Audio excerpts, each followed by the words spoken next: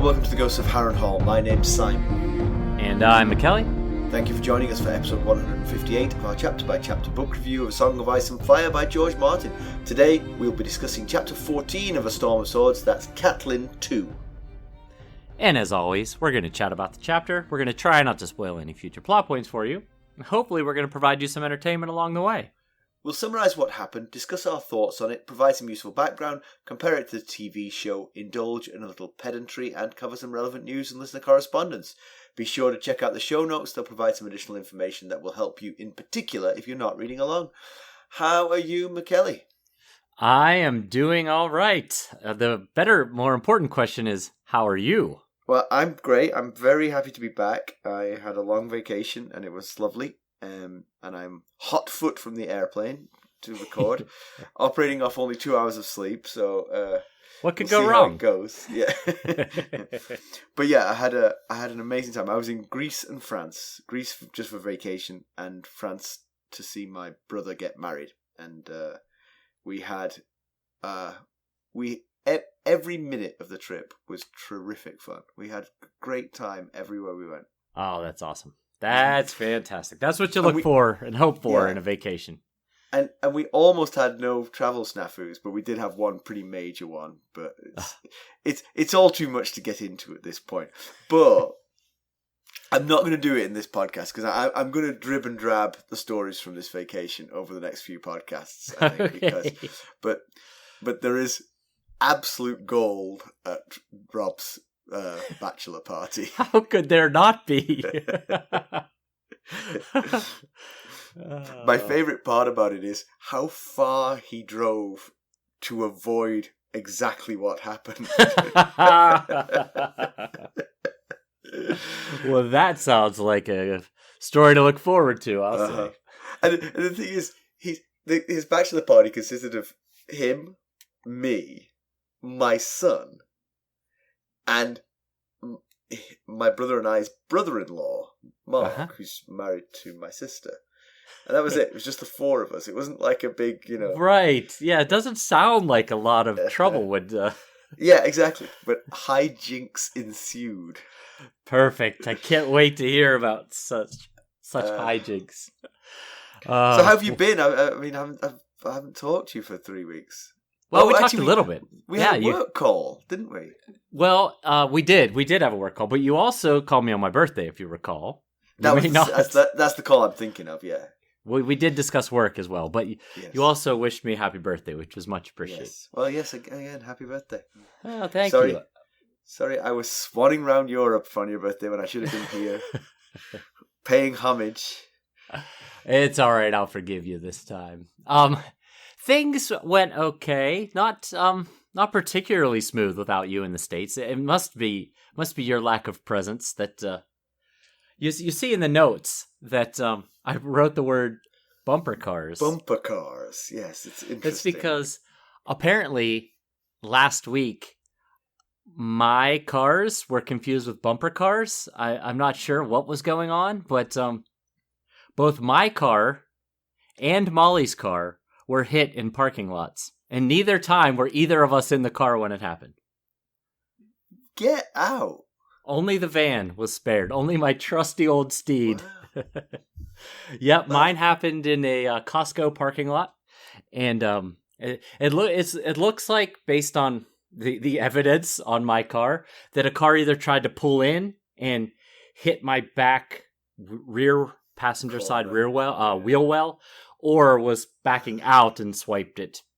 Not nearly the kind of damage that was done to Molly's. It was a boy trying to back out of his spot and didn't cut the wheel sharp enough and slammed right into the back of her. So within 3 days of each other, I believe it was. Yeah, that's really strange.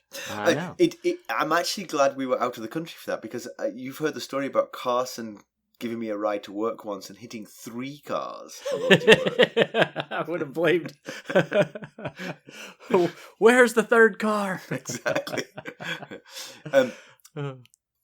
One story from the vacation. We rented a car at one point, and so we were in Europe. So they drive on the right in we were in France specifically. We were driving on the right, so I'm very familiar. In fact, I've never owned a car in the UK.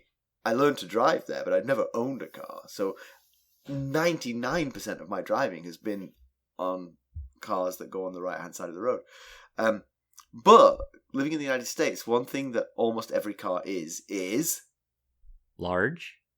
Yeah, but automatic was the word I was looking for. Yes, definitely. But rental cars in Europe, not so much. Okay. Amazing. Really. I didn't do a terrible job. I mean, I was occasionally sort of kangarooing down the road. And I like that term. I kept trying to change gear with my left hand. I kept like messing with the windows and opening the door. But it's been 23 years since I last did that, but somehow the muscle memory was still there. When you press the clutch down, go with your left hand. So, right. Yeah. Well, you also see I have Kim written down here. Yes. So, we work with a woman named Kim. A friend called Kim, yes. Okay. And she IM'd me the other day and said, "Is Simon coming back soon or what?" And I was like, "Why? What do you mean?" She's still listening. Remember I had mentioned a while ago that she started just listening to our opening dialogue and then stops as soon as we get down to business? And I was like, "Oh wow, you're still listening." So she knew you weren't here because she was missing last week's episode.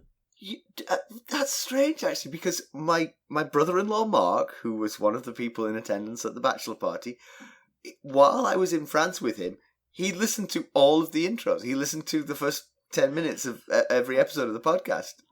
He was like, "Oh, that's great." He pointed out the episodes where he got a mention. Yeah. Well, hi, Mark and Kim. Yeah. Who knew? The most popular part of the whole show was this. a little non-Game of Thrones part of the podcast is what's bringing in the punters. All right. Well, we have blathered far too long already. Let's get down to business. Bye, Kim. Bye, Mark. Bye. How did we leave Catelyn Stark? So last we saw of Cat, she was suggesting her own punishment for freeing Jamie, being confined to her father's chambers. Quite a bit lighter than some people had in mind. Right, sure, yeah. She was pondering why her father continued to call for Tansy and ask for forgiveness. And if you recall, Mackelly had very good information about that. I did. It's very strong. Right. And she met with her brother Edmure upon his return to Riverrun from the Battle of the Fords. He was angry at her for freeing Jamie and alerted Roose Bolton in order that he would capture and return the Kingslayer. Mackelly, why don't we give them the summary of this one? Okay. The barking of the hounds of Riverrun signify the return of the king. Only the presence of the direwolf Greywind could produce the cacophony of sound coming from the kennel. Unlike Edmure, who hasn't returned to see her since his initial visit, Kat's confident Robb will see her. Her father Hoster weakens daily and deliriously mutters Tansy and begs for forgiveness. The only bit of news she's heard is that Robin Ryger and his men have returned to the castle soaked and shipless. Knowing the Kingslayer outmaneuvered them brings her some joy. The mission continues. She suspects something has gone wrong. The day Edmure returned, she heard arguing and raised voices in the yard. She watched as nearly 40 men rode out of the castle, trampling on the Stark direwolf banner as they went. She thought she recognised Sir Perwyn Frey in the group, but couldn't be sure. While she's pondering this, Desmond Grell arrives and announces that the king commands that she attend him in the Great Hall. It's the moment of truth. Will she have lost another son for her actions of freeing the Kingslayer, or will he understand and forgive? Cat enters the crowded Great Hall as Edmure is being praised for his success in the Battle of the Fords. The hall quiets to a hush as the people begin to notice her presence. The sight of her uncle, Brendan Blackfish Tully, gives her comfort. Several strangers accompany her uncle and Robb on the dais. Cat turns her attention to her son. She sees an emotion she can't quite place on his face. It's not anger. Could it be apprehension? But why would the king be apprehensive? Well, actually, I have a little theory about that when we get to it. When we talk about this, yeah. There's a perfectly reasonable reason why he might be apprehensive, because he might be about to execute his mother. Oh, true. She hasn't thought about that. Yes, she might want to start thinking about that. That isn't the reason. Yes, you'll find out shortly. Cat cuts to the chase, acknowledging that Robb surely knows what she did, but was he told her reasons? Robb knows it was done for the girls. With that, Lord Rickard Karstark burst through the crowd, lamenting that her actions prevent him from his revenge for his two sons' death. The Great John tells Rickard to back off. It was a mother's folly, but Rickard instead calls it treason. King Robb's heard enough. Nobody calls his mother a traitor in his presence. Lord Rickard storms out, and Robb asks Cat to forgive the man. Cat agrees if Robb will forgive her. He already has. He knows what it's like to love someone so greatly. Robb calls an end to the gathering. It's then that Cat realizes Greywind is missing from the hall. 2 interjection comments before I continue, if I can. One is, I like the fact that you gave Rickard Karstark his porn name there. In the notes it says Lord Rockard. Does it? I didn't even notice. It does. And the other one is, it is kind of weird that Robb says that about knowing what it's like to love someone so deeply you make mistakes, because it's like, surely that would set the alarm bells ringing. Like, what I thought is the he same talking thing. about? You know? I thought the same thing. Is it for Greywind? What is... So, Robb finally introduces the strangers on the dais as Sir Rolph Spicer and his sister, the Lady Sybell Westerling, wife of Lord Gawain, along with her children, Sir Reynald, Elenya, Rollum, who's squiring to King Robb, and her eldest daughter, Jeyne. He stammers out that Jeyne also has the distinction of being Robb's new bride and queen. Uh-oh. Yeah. Cat is understandably stunned. Thoughts run through her head. He's too young. He's pledged to another. And finally, what have you done? Cat now comprehends Robb's look of apprehension earlier, and his easy forgiveness of her crime as love not always being wise and leading us to great folly following our hearts. She at least admires his cunning as equal to a master mummer or a king. Cat composes herself to welcome her new family. They are then shown to their chambers while Cat and Robb discuss. Robb explains that their marriage puts the Westerlings in grave danger as Jeyne's father is a Lannister bannerman. He was taken captive in the Battle of the Whispering Wood, and so had no say in the matter. They bring a mere 50 swords, a dozen knights, to Robb's cause. Cat points out that meanwhile he's lost the Freys and their 3,000 foot soldiers and 1,000 knights. Robb explains he took an arrow to the shoulder before the crag surrendered. It festered, so Jeyne nursed him back to health. She was with him when the news of Bran and Rickon's death reached him, and she comforted him. Of course, Cat has an idea of what that comfort entailed. She didn't need the air quotes that you kindly provided. Right. He married her the next day. Robb hopes they can repair the damage with the Freys by finding a new match or 2 or 3 for Lord Walder's daughters, proposing Wendell Manderly and the Great John's 2 uncles. Cat does not think that lot will cut it. Yes, I mean, they don't sound like much of a replacement for the king in the north. Right. Cat asks where Greywind is. He's in the yard. The wolf scares Robb's new wife and her family. He particularly doesn't care for Jeyne's uncle Rolph. This news unsettles Catelyn, and she begs Robb to send that man away, pointing out the wolves are more than wolves, perhaps sent by the old gods. Robb agrees to send Sir Rolph away to appease her, but insists he's a king and a man grown. He doesn't need protection from Greywind. Edmure rejoins the group, and the Blackfish tells Edmure he should thank Robb for his farce with the praise for Edmure's efforts to stop the Lannisters' forces from crossing the Red Fork. It was done only to spare Edmure's shame in front of his people. Edmure's confused. Good men died in the Battle of the Fords. Robb tells him he was commanded to hold Riverrun. No more. Edmure says he did, and he bloodied Tywin's nose simultaneously. Robb explains he wanted to draw Tywin west, to keep him busy and away from King's Landing. The Blackfish adds that they plan to take a defensive position along the Gold Road in an advantageous spot where they'd either crush Tywin's force or contain him in the west. That would allow Stannis to take out Joffrey, Cersei and Tyrion. They could then make peace with Stannis. Instead, Edmure delayed Tywin long enough that he could receive messages from King's Landing and race to the city's aid.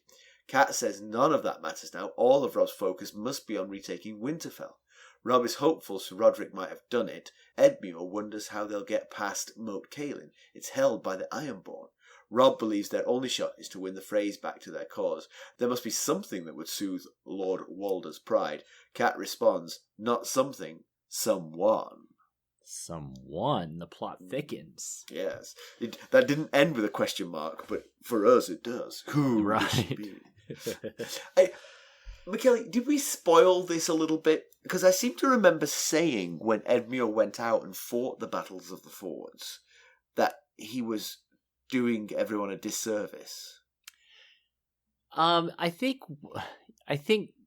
you, what I recall you saying specifically, I don't remember if you said that or not, was that Tywin may have been fainting going that way anyway. Yeah. Okay, good. That still holds up then. Not complete spoiler. Right. But actually, to me, I've been an apologist for Edmure all along. This is the kind of thing you've got to tell him. I 100% agree. It's in the notes later on, but yes, 100%. Don't have this big convoluted plan that really, very much involves...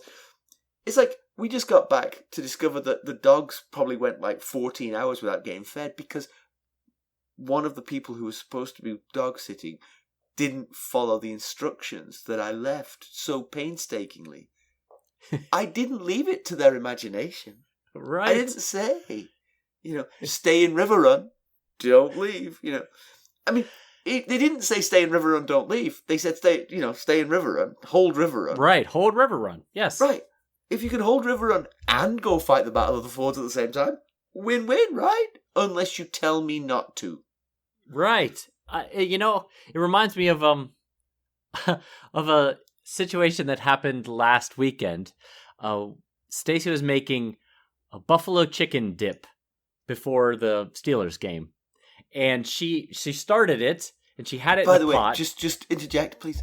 Could you be more American? I mean, just could you be more American? You were wearing a we could have Uncle had apple Sam pie. Outfit. We could have been eating apple pie afterward. By the way, apple pie predates this country by a long way. You claimed it as your own, but right, yes. We had it in the UK, let me tell you. We could have been listening to Elvis Presley. How about that? Is that? We tried watching that movie last night. We could not get through it.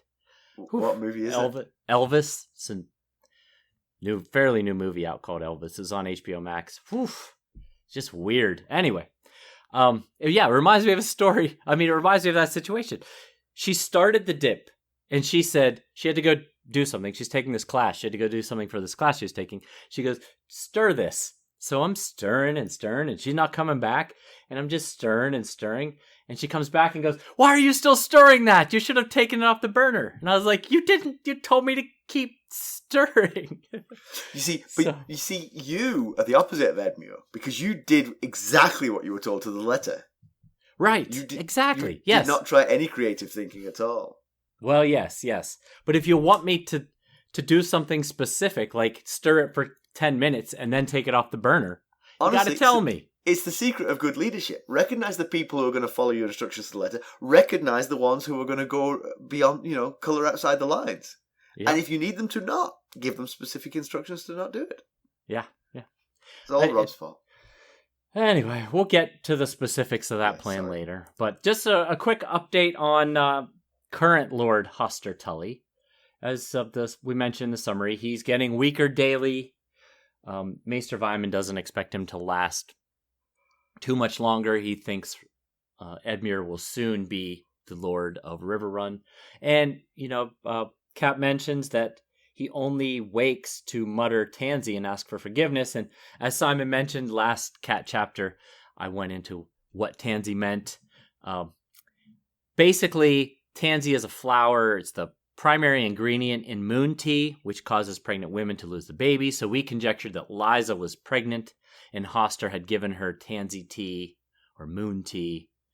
And so Kat then conjectured that possibly Lysa was pregnant when she married Jon Arryn with someone else's child. So that's just a little background on that. Yeah. Kat mentions that she saw Robin Ryger arrive back with his men. They were all soaked because they are the ones who were chasing Brienne and Jamie down the river, and Jamie Indiana Jones a boulder onto them and sank them. Brienne did. Did I say Brienne? You said Jamie. I think you said Jamie. Maybe you said Brienne. In my mind, I pictured a woman, but then Jamie is a sort of slightly ambiguous name, so maybe I did say Jamie. But I certainly meant Brienne. I didn't know who did it. It'd be a heck of a trick to climb the hill in shackles and push the boulder down. Yeah, but the thing is Maester Vyman says that Jamie outsmarted or outmaneuvered or whatever Robin Ryger's force, and I was like, well, how little faith do you have in Brienne that you think the guy in chains figured out how to outsmart? Well, I guess some of that might be sort of like really throwing it back in Kat's face. It's not Brienne who's running that party. It's Jamie. He's pulling the strings, and Kat and Brienne are puppets, Yeah, now that you've let him go, he's back to running the show. Yeah. So Kat notices when she gets to the Great Hall, one of the very first things she can't quite put her finger on, but she feels like someone is missing. And when I first read this, the first time through reading A Song of Ice and Fire, I was thinking it was probably going to be Rickard Karstark having broken away or was being held for losing control when he found out that Kat had set Jamie free.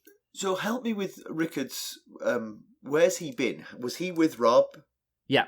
He was with Robb. And so he's come back to news that Jamie's been released. Yes. Exactly. Yeah. He's going to be hopping, man.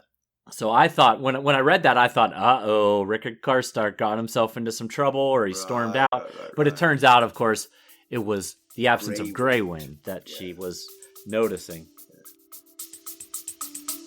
We'll be right back. Hello, friends. Are you ready to make some unforgettable memories? Well, if so, consider the Marriott Bonvoy program. Discover the perfect destination for your summer getaway and unlock exclusive deals on luxurious accommodations. With our affiliate partnership, you'll enjoy unbeatable savings and a seamless booking experience. Don't let summer slip away. Visit Marriott Bonvoy today and make this vacation season one for the books. Use our Ghosts of Harrenhal affiliate page to check it all out and buy Bonvoy points or give some as a gift.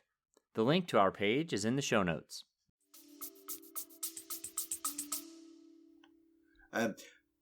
Robb mentions his injury later on. Kat had already heard about his injury from Maester Vyman in the previous chapter.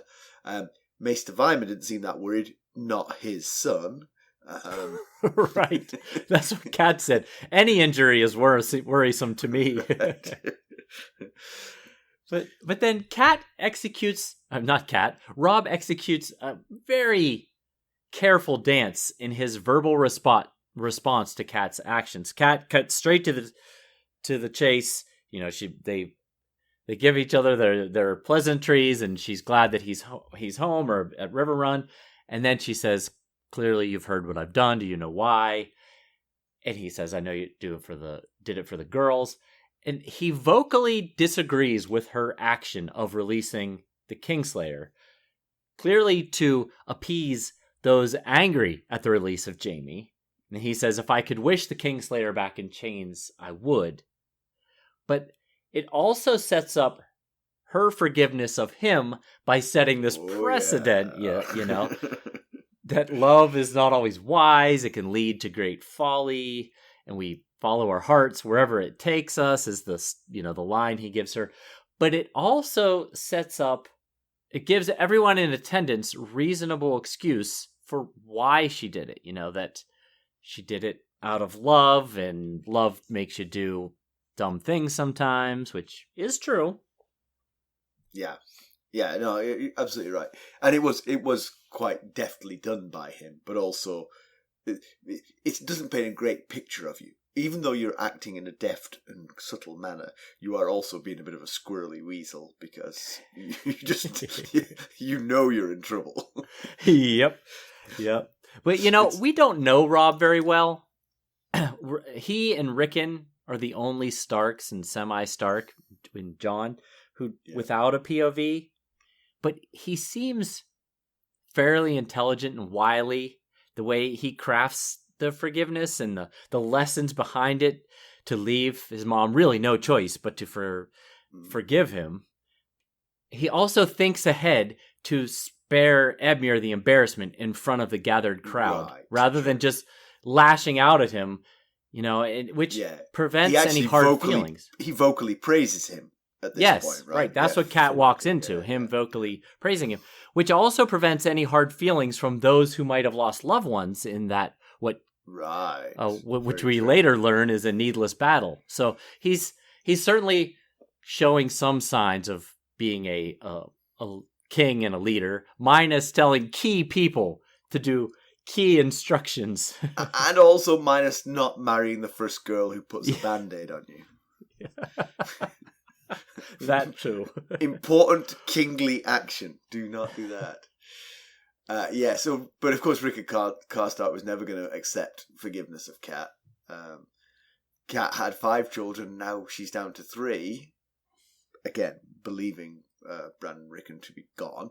Right. But Rickard had 3 sons and now he has 1, and he knows for a fact those 2 are dead. No question about it. He witnessed it. Right. And she's taken away his vengeance, so he's going to be sore forever. And then this puts a real problem for Robb now, because the whole Northern Alliance is becoming a little bit strained and stretched, because there's the problems with Winterfell. There's who to fight now. I mean, sort of like right. The enemies have all retreated away from you. It's harvest time. We've said this before. People need to go back and harvest again, and now you've got the added strain of. He really, to keep this alliance, particularly with the Karstarks, as strong as possible, to dress down Catelyn as much as possible. Clap her in irons for a few weeks, at least. But he couldn't do that because he was in the doghouse over his own actions. He's about to be, right? Yeah. I think we've mentioned this before. The difference between Cat thinking she lost Bran and Rickon and Rickard having knowingly lost 2 of his 3 sons is that he willingly took his sons into battle. Yes, true. Cat's girls went with their father to King's Landing for him to serve his lifelong best friend as the hand of the king. I feel like there's a very noticeable difference there. The girls were expected to be safe and cared for. Yeah. These boys' lives were being put on the line the second he put them in harm's way. Right, and also that also applies to Bran and Rickon too, because they were never put in harm's way. At least she didn't think they were. Right. So the rest of the bannermen in attendance have sort of a mixed level of support. Mage Mormont says she would have done the same, although honestly I think she's just saying that. I feel like she wouldn't. The Great John gives her a bear hug and says, Robb's beaten Jamie once, he can do it again. The others are less understanding. Jonas Bracken, for instance, is very icy. I thought about that. Why was he specifically icy? And so I went back and looked at what's happened to Jonas since the fighting has broken out. And so early on, the Mountain raped one of his daughters, left his seat, Stonehenge, in ruin, and then he was injured and his nephew died in taking back the ruined Stonehenge from the Lannisters. So he's had a pretty rough go of things since the fighting started. So it might explain why he was icy about the Kingslayer being freely released. That's excellent background. Thank you, Mackelly, for doing that work. None of those were Jamie. If it was the Mountain who'd been released, True. I think everyone might be putting all of the Lannister aggressions with Jamie's face on it since they had him here. Taking the Lysa Arryn. Yes. Any Lannister will do and blame. Uncle Brynden Blackfish Tully makes a public display of embracing Cat and showing her that he has no ill will towards her. What were you going to say? Did you? No. I was just going to say, take that forgiveness that he displays Cat there publicly and think about the reaction that he has for Cat freeing Jamie. You know, he likely chalks it up to, you know, his love for his niece. He's supporting her regardless of what he thinks of the action.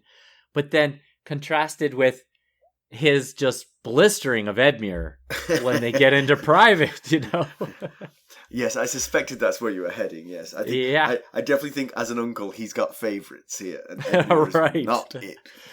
Both moves weaken their position, and you could argue that not freeing Jamie was a lot easier to go unsaid than not fighting an enemy force rolling through your front yard.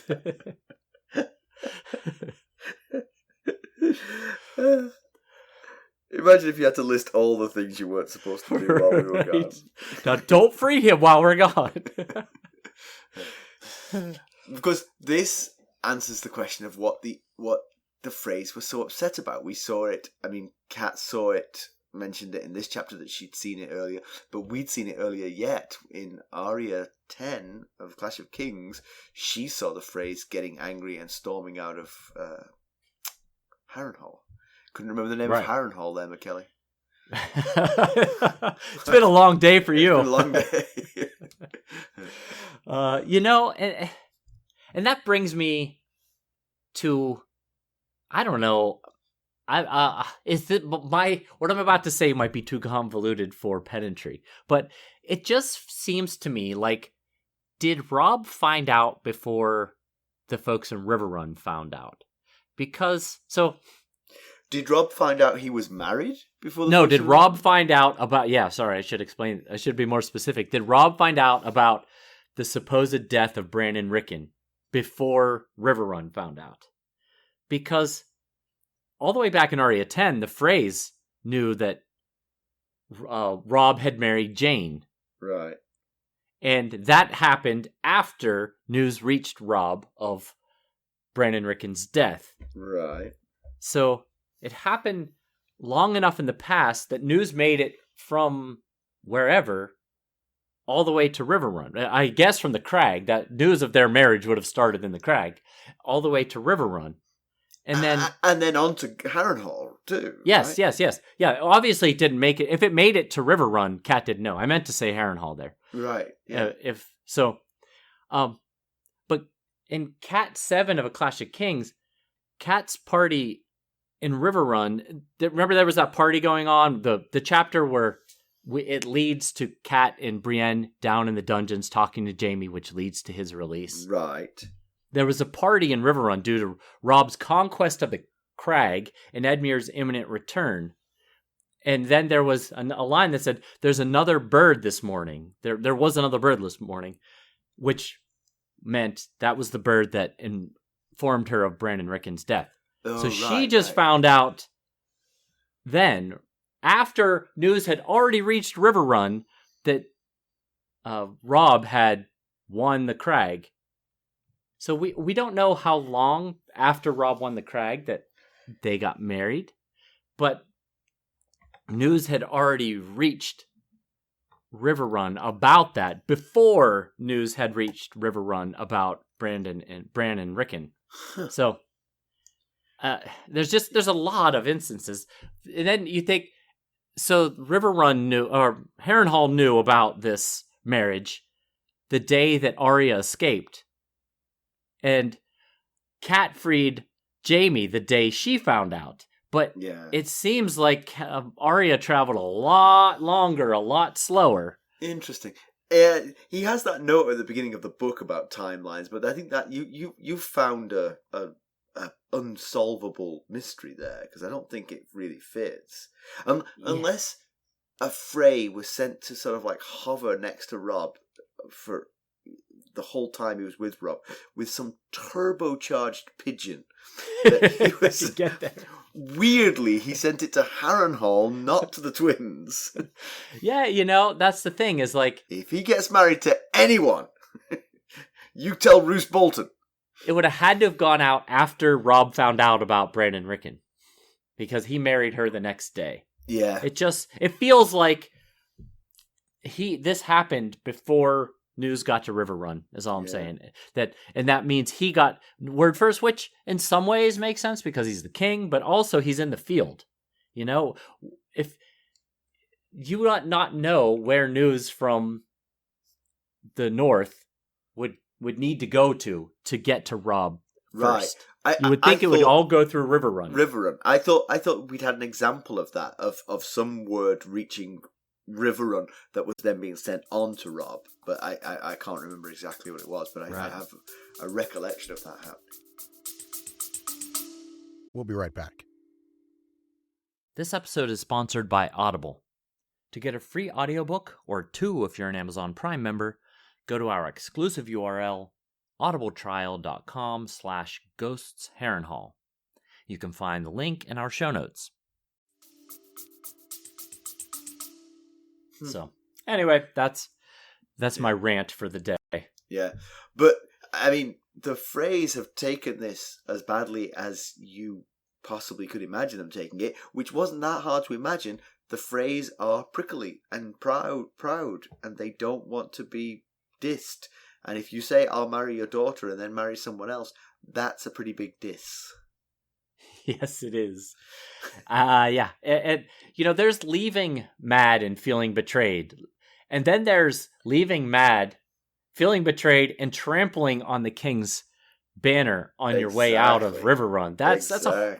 That's near treason right there. Exactly. So, and so Robb mentions that he marries Jeyne the day after they, she comforted him. Again, I'm using air quotes that nobody but Simon could see. And his thought was it was the only honorable thing to do. And that, of course, screams of Ned's influence on him, Yeah. Always do the honorable thing. Robb did have other sort of influences in his life, one of whom was Theon Greyjoy. Theon Greyjoy would not have married her. No, he would not. He's definitely following his father's footsteps, not Theon's. But you're right, absolutely. But I said it was Ned's influence. Always do the honorable thing, and there's obviously one mark on shining counterexample. Yes, and of course that is fathering Jon, which also goes to this could also have been Cat's influence. Because Robb grew up in Winterfell, he's all too familiar with how his mom treated Jon's presence there. So possibly, in Robb's mind, fathering a bastard was a cardinal sin based on his mom's reaction to it.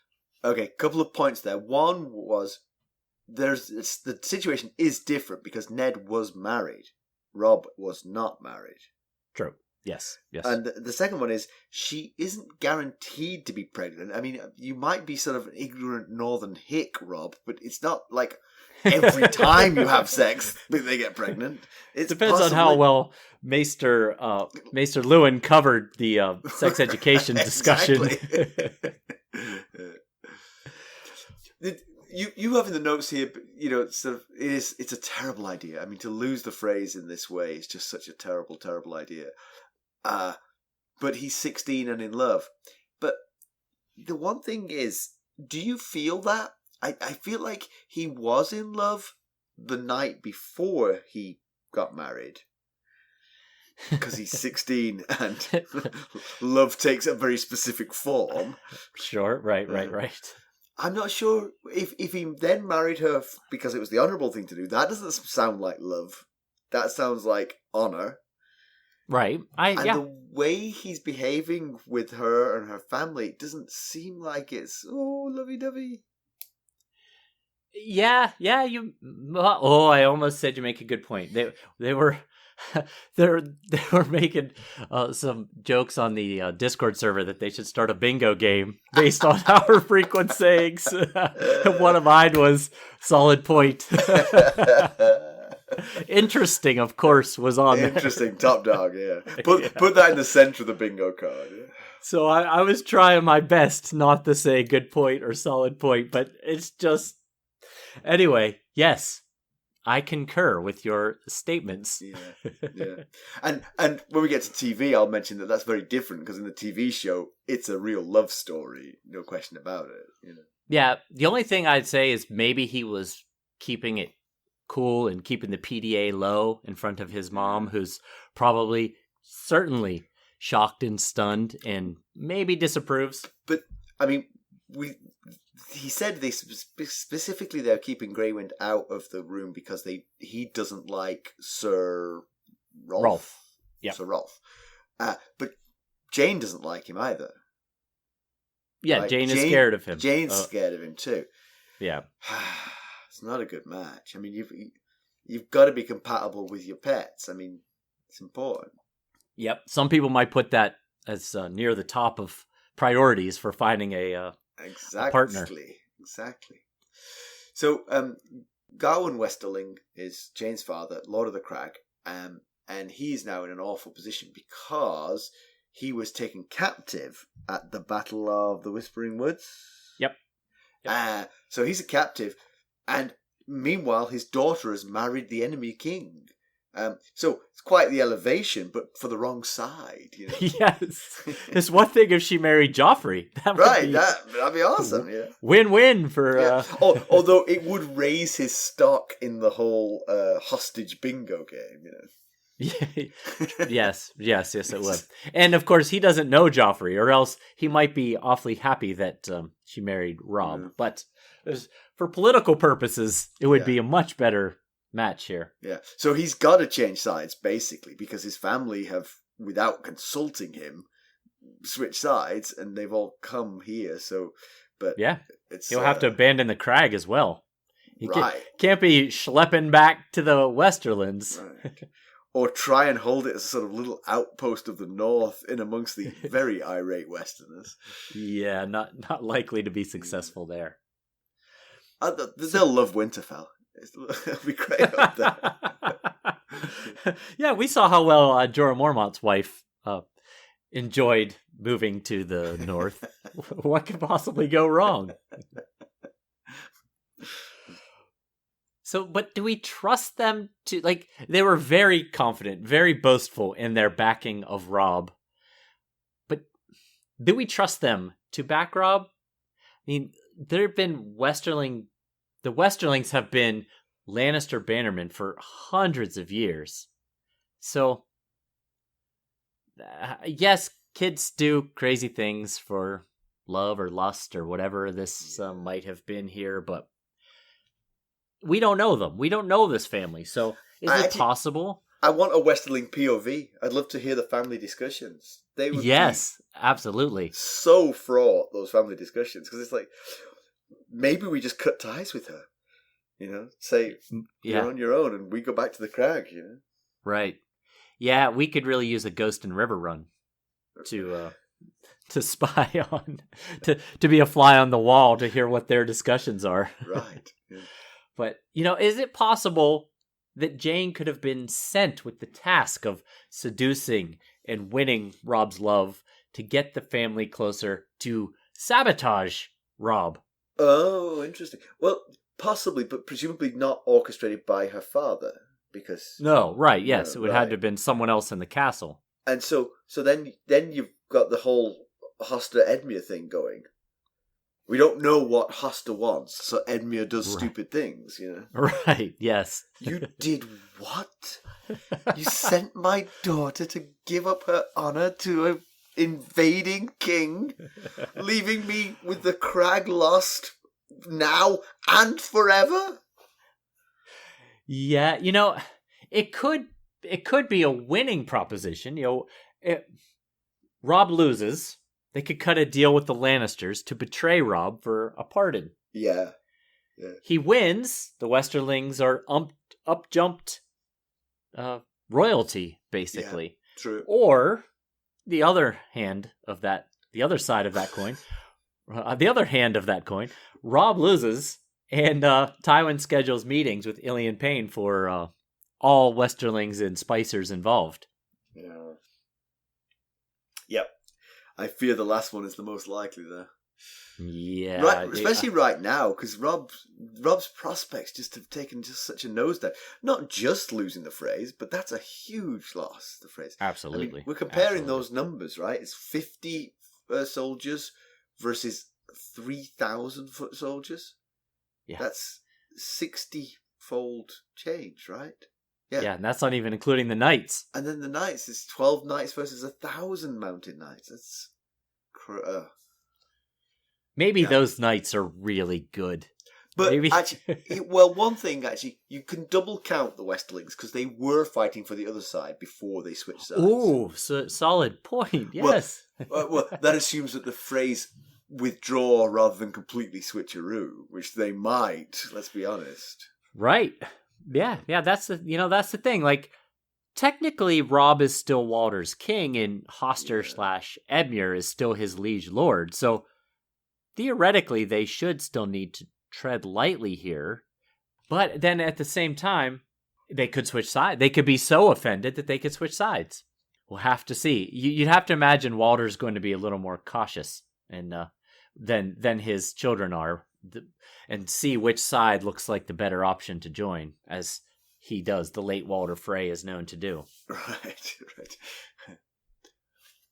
So, Robb says to Cat, "If I'd listened to you and kept Theon a hostage, I'd still rule the North, and Bran and Rickon would still be alive in Winterfell." And when I read it, it reminded me of Olenna Tyrell saying to Sansa that the realm would be a lot better place if everyone started listening to their mothers. Right. But, so if you recall from I think it was Cat 1 of A Clash of Kings, which was very early on, obviously, in A Clash of Kings. It might have been like one of the very first chapters. She told Robb to send anyone else but Theon to the Iron Islands to treat with Balon Greyjoy about an alliance. And of course, things worked out terribly, because we know what Theon has gone and done. But Kat responds with, perhaps not. Yeah, I think she's trying to make him feel a little bit better, and she's got some truth to what she says. She says, last time... Yeah, you're right. She is trying to make him feel better by not blaming him for ignoring her. Right. But then she's sort of saying, even if you'd gone with me, it might not have worked out. Please continue. Yeah, exactly. She said last time Balon reached for a crown, it cost him 2 sons. He may have seen it as a bargain to lose only 1 this time. And there's certainly a point there, because when Theon arrived at Pike, Balon was already calling his fleet to muster. And it seems like he probably wasn't doing that for a regatta off the coast. There was more to it than just a boat day. Maybe. So Robb and Cat debate if there's any alternative arrangements possible for Walder. So Cat said what he was going to get was he was going to be the father of a queen and therefore the grandfather of the next king. So yeah, pretty high status. Yes, especially for the Freys. That's quite the jump up. Yes. So they consider possible... there's some possibilities. I mean, we can speculate on all of them. If Bran was still alive, he would be a possibility, but it's a hard one to sell, because there's definitely a chance that, probability, in fact, that Bran would be impotent. So that's a dead end, I had not thought about that. Yeah, you could keep offering Stark kids. I mean, you could offer basically all of your kids to marry all of the Freys, but as soon as Robb has a kid, they all lose their any claim to the crown that they might have. So, but the way the Stark kids are being lost left and right, she may need to legitimize, either get back in the game and have a few more, or legitimize Jon. Right. Who's at the Wall, who has taken a vow to never marry or father children. But I believe we know that the king can release you from that vow. Yes. The king in the north could do it. Yeah, absolutely. So, I mean, the Stark children possibilities, but first of all, she doesn't have any of them around. She thinks she's lost Bran and Rickon anyway. She thinks Arya and Sansa are being held captive. So, another possibility... Maybe she looks to her brother Edmure. He's soon to be Lord Paramount of the Trident. Now, that's not a king, but it's also not nothing. Yeah, and it is also their own liege lord. It is their own. So that's kind of, to be the wife of your It's like a northern lord getting their child married to the Stark heir. Yeah.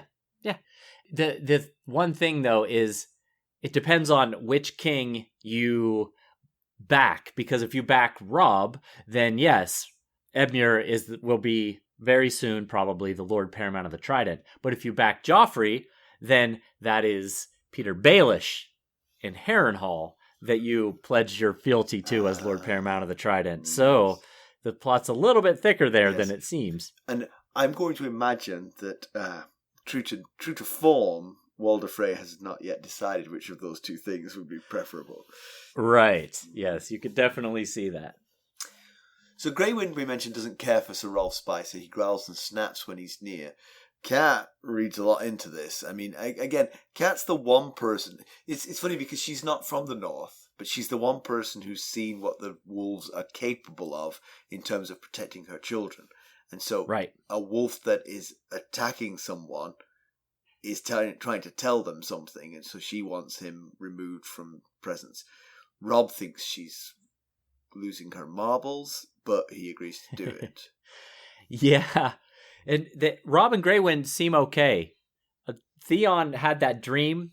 I can't remember which chapter, but which Theon it was. But he had that dream when he was at the feast when King Robert was in Winterfell that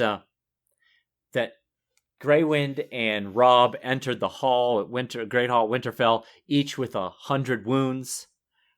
And at least at this point, they seem to be physically okay. So a quick check-in on Theon's dream. Of course, that could have been a metaphor for betrayal.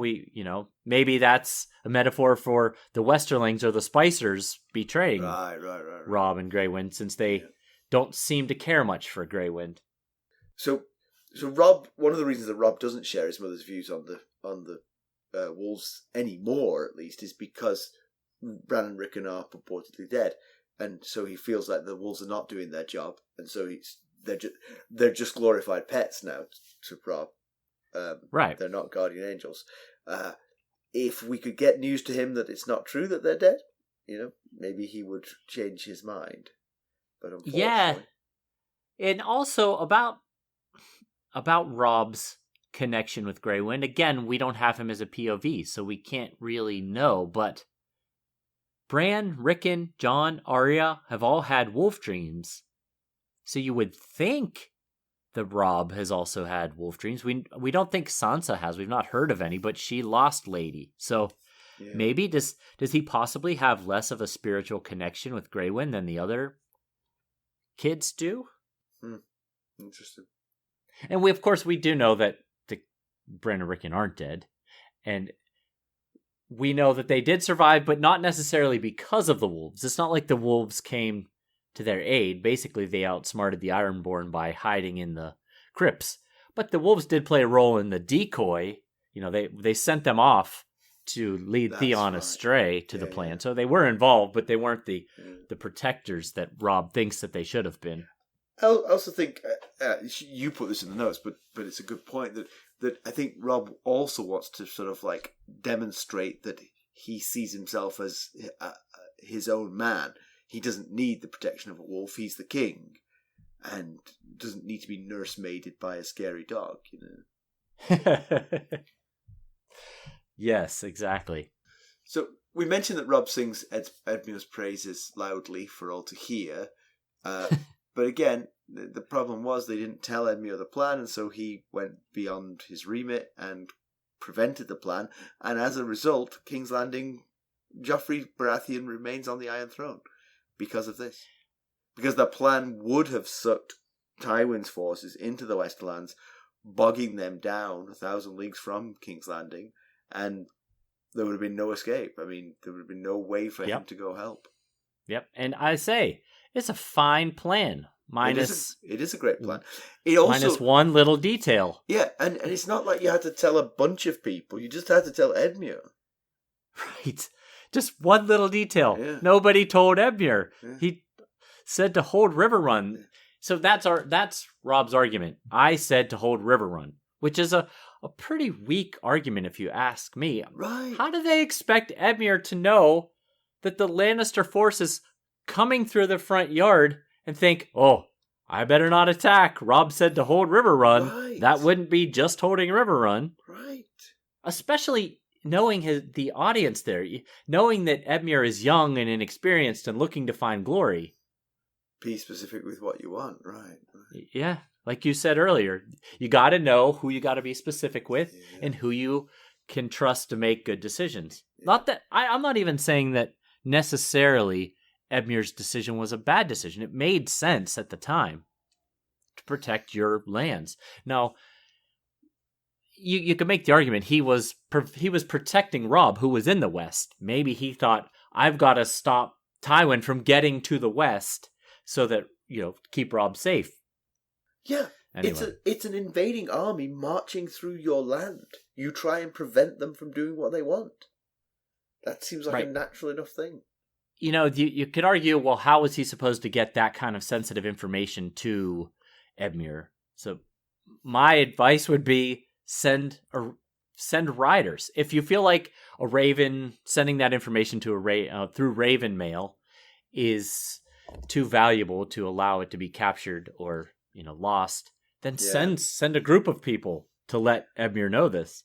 If Tywin was bogged down, it is possible the Tyrells would have had a large enough force to defeat Stannis, but without Tywin, I don't think they would have come. It needed the immediacy of his presence, and especially because with him present, you suddenly realise how big your army is and how you're going to smash Stannis to smithereens. Well, you're on the winning side. Without Tywin's army there, the Tyrells might not see it as a foregone conclusion, and they might also be like, wait, so you've sent me a raven from the Westerlands where you're currently bogged down, surrounded by northerners, unable to go anywhere, and you want me to go and rescue your grandchildren? Yeah, yes, I exactly. might resist if I were the Tyrells. Yeah, I mean, we know that Loras was heartbroken, and I'm sure he would have been, pulling hard in the direction of let's go attack Stannis. But that's not a reason that a wise Lord Paramount would pick a side here, Yeah. And I think your theory, you had mentioned the theory that this was previous, that Tywin was feigning west in order to make Robb think he was coming, know that Edmure would give fight to hold him back, and just to keep Robb in the west. I think it holds a little bit of, we get a little bit of backup to that in this chapter when Robb says to Edmure that Edmure knew he didn't have enough men to attack Lannisport or Casterly Rock, and also the Blackfish says all of our force was mounted and most of Tywin's was foot. Right. You would think that Tywin might have known those same odds and think, I can't go in there and attack them. And plus, they can't really do major harm because they don't have a big enough force to really occupy it. Yeah, take the big cities, right. So, it's, it is possible that your idea could hold some water. Well, thanks.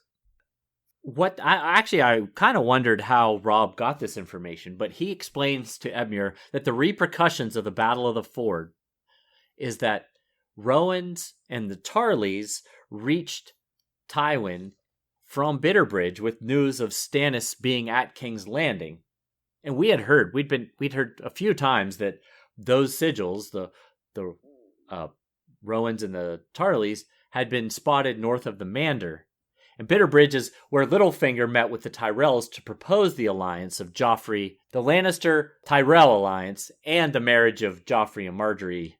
So, possibly it seems that the Tyrells didn't want to commit unless Tywin was involved, and that's why they sent those envoys. Right. Which we kind of had hit on a little bit ago as a possibility. Yeah, and Kat mentions that she wishes Robb had fallen in love with Margaery Tyrell, which that would have been a better match. Now you've got two huge forces that could really make a difference, but wasn't to be. No. Yeah, you would certainly think that if he'd fallen in love with Margaery Tyrell and married her, the Tyrell force would have filled in the gaps left by the Freys pulling away. Oh, yeah. So Robb's hope from all of this plan that Edmure destroyed was that Stannis would take King's Landing and then settle for peace with Robb. Well, that's only true if you think of Stannis as being a forgiving and thoughtful person, which Kat tells Robb, she met him and she knows what he's like, and he was not going to be like that. He called Robb a traitor, and so she was there. He said it to her. He said it straight to her. So there's so unless he needed Robb's help taking King's Landing, there was no way he accepts Robb as King of the North and the Trident. Yeah, I mean, Robb could always retreat back north and just claim to be King of the North. There's nothing Stannis could do in the short term. Yes. But what's the point? You're quibbling over semantics at that point. Yeah. So Robb realizes that his list of enemies is growing and growing more powerful too. If you think of the Lannisters and the Tyrells already, and then possibly add the Freys to that, it's just the people with last name Frey is a lot of people. It is. But Kat points out, if you don't take back the North first, then take off your crown. You must protect your homeland. Yeah. And she's got a point. It certainly weakens his position that he's running around saying he's King of the North when there's someone else sitting on the high chair at Winterfell, or whatever it would be called. I guess it'd be a throne now. Yeah. And they're behind us on the story. They don't know that Winterfell has fallen. Last they heard was Sir Roderick Cassel taking Torrhen Square and heading back to take Winterfell. So they are not yet aware of the Bolton treachery, if that's the right way to describe it. Yeah. So that is, I guess, the news just stopped because who's sending them updates at that point? Good point. Yeah. But Edmure, he points out that really there is no way back to the north because the Ironborn hold Moat Cailin, and you can't take that. It's never been taken from the south, and you might end up with the Ironborn in front of you and the Freys behind you. Yes, and very true. I found it a little bit ironic at this part of the conversation. Kat mentions that there's nothing left to do but get vengeance on Theon and put him in a crow's cage to rot slowly. When just a little bit ago, when Rickard Karstark talked about his vengeance for his boys, she was like, vengeance. But it's your kids. Who cares about the vengeance? When it's my kids, that's what's most important. Yeah. So the chapter ends with the whole thing where Kat says they need to offer the phrase someone, and she doesn't explain who she means by that. So it's that question of who could be replaced. The one person that I thought of, and apologies if this is a spoiler, I certainly haven't read ahead to make this a spoiler, but is Catelyn talking about herself? She talking about herself? Oh. Yes, that she is. That could eligible. fit. Sure. She's eligible. She's both a Tully and a Stark. Right. Probably past childbearing age, but there are some very senior male Freys. She was thinking very early on in a Game of Thrones that she wasn't past childbearing age. She was thinking about having another. That's true. Yeah. So, and because of the TV show and how they up jumped the ages of a lot of these characters, might seem like she's no longer of childbearing age. I can't recall her age off the top of my head, but I don't think she's as old as as you might think that she is. Yeah, so maybe that's what she's talking about then. Could be. All right, do you have some background for us?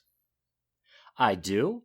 So Robb tells Kat that a previous Jeyne Westerling was queen to King Maegor. Huh. Yeah, well, he's referring to a Jeyne who lived around 27 to 47 or 8 AC, and she was the widow of Lord Alan Tarbeck, one of several Westerlords who backed Prince Aemon in his fight for the Iron Throne with his uncle Maegor. Alan died fighting against Maegor in the battle beneath the God's Eye. Maegor sent for the widow Jeyne, who recently gave birth to her late husband's child, to join him in King's Landing as his queen. we've already talked about how he was married to 3 queens at once. Well, by 47 AC, 2 of the 3 had died. His first wife, Cerise Hightower, and his second wife, Alice Haraway. Only Queen Tyanna of the Tower survived. Maegor decided it was time to restock the cupboards. Since producing an heir had proved to be an issue, he chose 3 women who had all... He chose 3 women who had all had kids from previous husbands. The trio was called the Black Brides for another connection that they shared. All 3 were widows of men who had died over Maegor's disputed reign. Jeyne was joined in the wedding ceremony by Eleanor Costane and Maegor's niece, Rhaena, Prince Aegon's sister wife. Always the pragmatist, Maegor wed all 3 in one ceremony. That's, it saves on catering. Yeah, certainly. And you probably just buy one gift instead of having to buy 3 separate gifts, It's just practical, really. Yeah, I mean, you can get something his and hers and hers and hers. Yes, I think you do. Well, Jeyne was the first of the new queens to become pregnant about half a year into their marriage. She was followed shortly thereafter by Eleanor. Unfortunately, much like Queen Alice Haraway before her, she gave birth to a stillborn child lacking arms and legs, but with male and female genitalia. Jeyne herself, unfortunately, wouldn't survive the birth. Eleanor also birthed an eyeless, stillborn child with small wings. Sometime later, Queen Tyanna admitted to poisoning all 3 pregnancies. Alice Haraway being the third pregnancy that did not turn out well. Anyway, Eleanor and Rhaena were the only wives to survive Maegor's reign and his life in general. Yeah. Well, comparison with the television show, so there's a major departure here. So the TV show decided to make more of the romance of Robb marrying someone, so they changed the character entirely. It's a woman from Essos called Talisa, and he falls in love with her. She acts as a sort of battlefield nurse, and he falls in love with her over several battles. And I remember this. It's a love story, but taking a step back and looking at the strategic, it's just as disastrous. You're not even getting the 50 knights you were getting from the Westerlings. You're getting nothing from this. Because she wasn't even from a noble house. Exactly. Yeah, I think she might have been fairly wealthy or something like that in her youth, maybe. Or very poor. Something. She was something. But that was all... She had some backstory. That's all in the future. So we'll see. But it is a complete departure because she was just a very different character, different person. That's the one who was played by... Talisa was played by Charlie Chaplin's descendant. His great-grandchild. I did not know that. Pedantry Corner, I didn't really find any pedantry in this one, apart from my just general sympathy for Edmure. Yeah, I mean, I guess my pedantry would just be if Robb did... It seems possible, almost likely, that Robb found out about Brandon Rickon's death before Cat did, and that just doesn't make a whole lot of sense to me. I can't prove it. It just seems like that's what happened. Oh yeah, I think your timing pedantry holds up. I'm with you on that. News and notes. So we our 3rd year anniversary is coming up, right? And we're thinking about doing something for it. We're not 100% sure yet, but maybe a YouTube live chat. Give people a chance to throw some questions at us.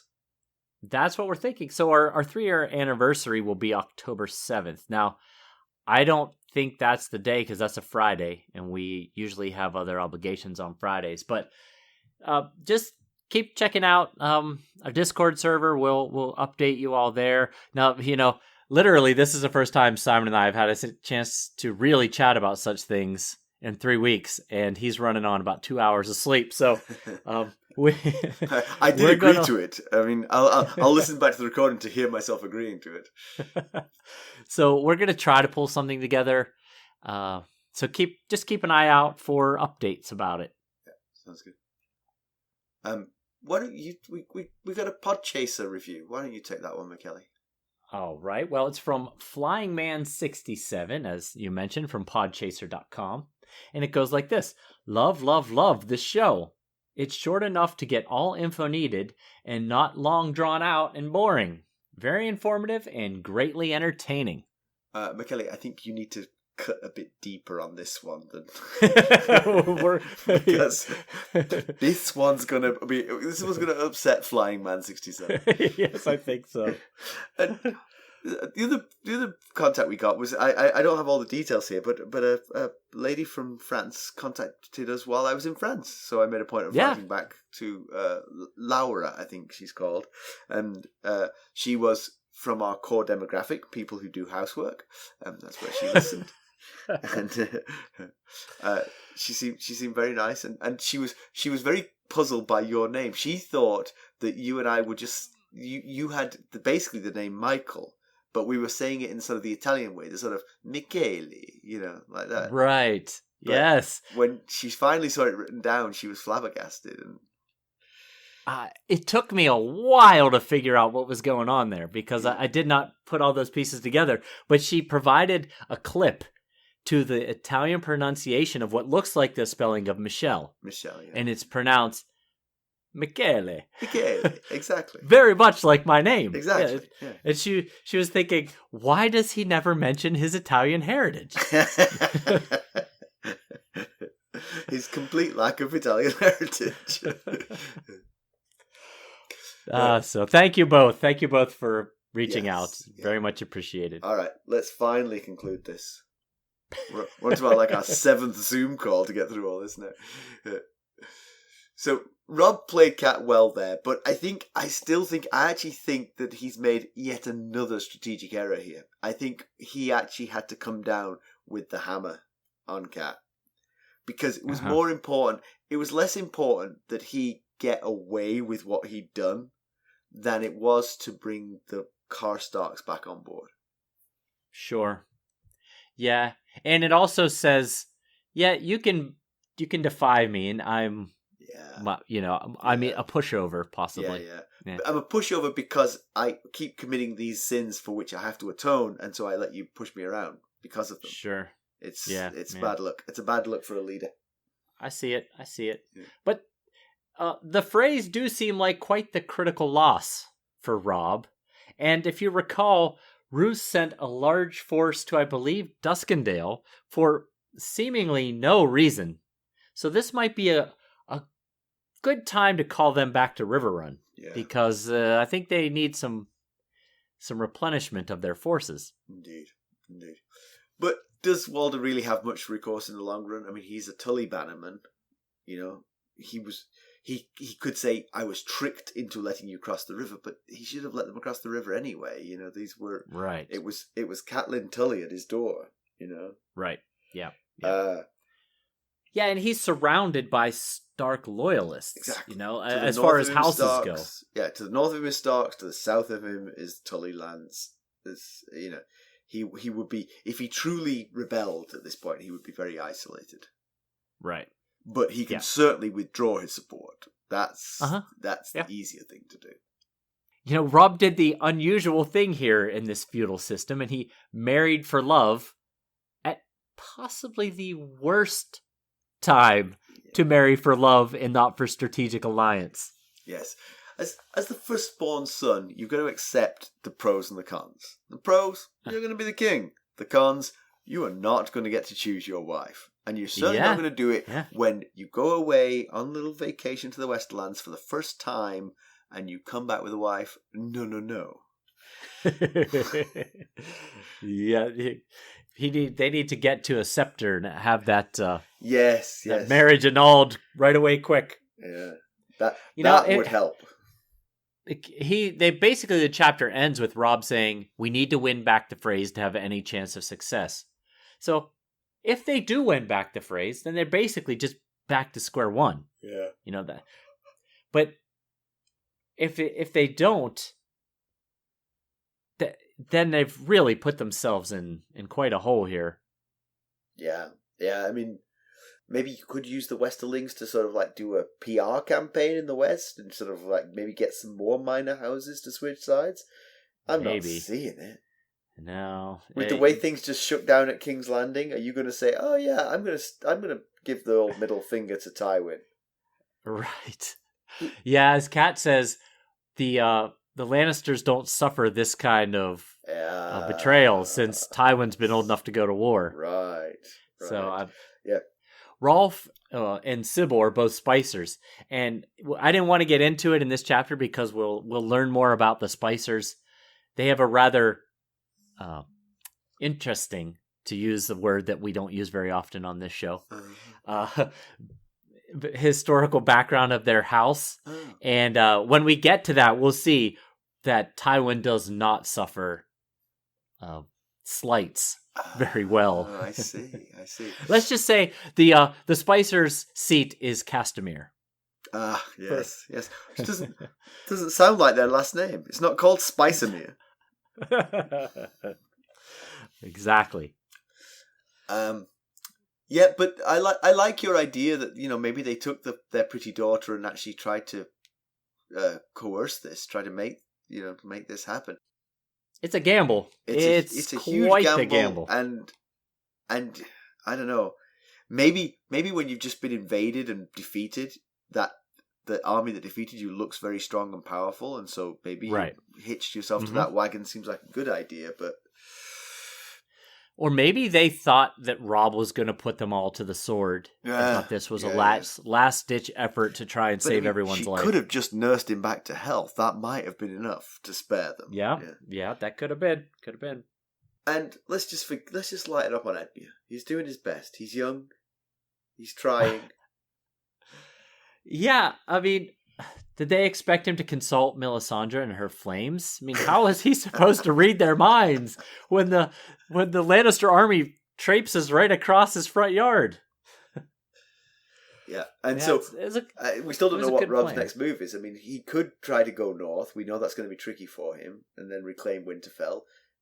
And that would allow him to protect the north from the Lannisters, but is he King of the Trident at that point? It's the King of the Trident that causes all the issues. He very well could, if he can get around Moat Cailin, go back to the north and being King of the North. He very well could hold that, possibly could hold that with Moat Cailin. And if Lord Wyman Manderley is building the fleet of ships like he told Bran he wanted to do, there's a possibility he could be King of the North. It's the King of the Trident that causes all these issues, because he's now caused the people of the Riverlands to revolt against their king. And what does he do? Go back to the north and be like, "Sorry about that. You guys are gonna have to fend for yourselves." Yeah. Although, not to be pedantic, but the Riverlands were being attacked by the West. Yes, they were. He gave himself this name, and so. I mean, even if he hadn't, even if he'd always said, "I'm just the King of the North, just here helping my grandfather protect his lands," the day he goes back north, Tywin's coming for the Tullys, and the Riverrun will no longer be the seat of House Tully. It'll be House of Seat someone else, right? Like the Freys, for instance. Yeah, and he's already. Tywin has already made Littlefinger Lord Paramount of the Riverlands. So there's 3 ways that you could help us out. First is leave us a positive review. That really helps to spread the word. Second, you can buy some merchandise at ghostsofharrenhal.threadless.com. Lastly, you could buy us a cup of Arbor Gold at buymeacoffee.com/ghostharrenhal, where you could become a Lord Paramount or Knight of the Realm sustainer, and it'll keep us going for a bit longer. Absolutely. We very much appreciate those who have and those who will become sustainers. And as always, you can reach us at ghost.harrenhal@gmail.com. You can go out and follow us on Twitter at @GhostHarrenhal. We're on Facebook, Instagram, Discord, and YouTube. Thank you for listening. Thanks. Bye. Bye.